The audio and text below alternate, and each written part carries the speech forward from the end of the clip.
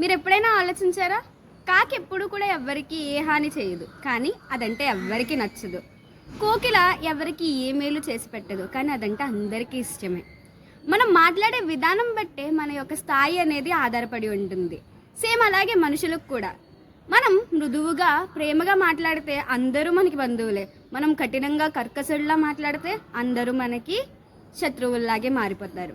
మరి మనం యొక్క మాట తీరు ఎలా ఉండాలి అనే దానికోసం మన ధర్మశాస్త్రాలు ఏం చెబుతున్నాయో మనం ఒకసారి పరిశీలించి చూద్దాం.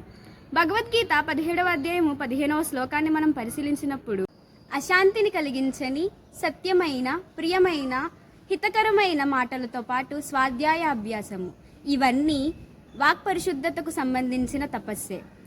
అలాగే బైబిల్ ఎఫెసీయులకు రాసిన పత్రిక 4వ అధ్యాయము 29వ వచనంలో ఇలా చెప్పడం జరిగింది. ఏమని అనంటే, మీ నోరులలో నుండి చెడు మాటలు రాకూడదు, కానీ వినేవారికి దయ కలిగించే మేలైన మాటలు మాత్రమే మాట్లాడాలి. అలాగే చిట్ట చివరి గ్రంథమైన ఖురాన్ 17వ అధ్యాయము 53వ వాక్యంలో, వారు తమ నోట అత్యుత్తమమైన మాటనే మాట్లాడాలని చెప్పు. సో కాబట్టి మనమందరం కూడా మాట్లాడే ముందు ఒకసారి ఆలోచించి మాట్లాడదాం. మన ధర్మశాస్త్రాల ప్రకారం జీవితాన్ని గడుపుతాం. Thank you.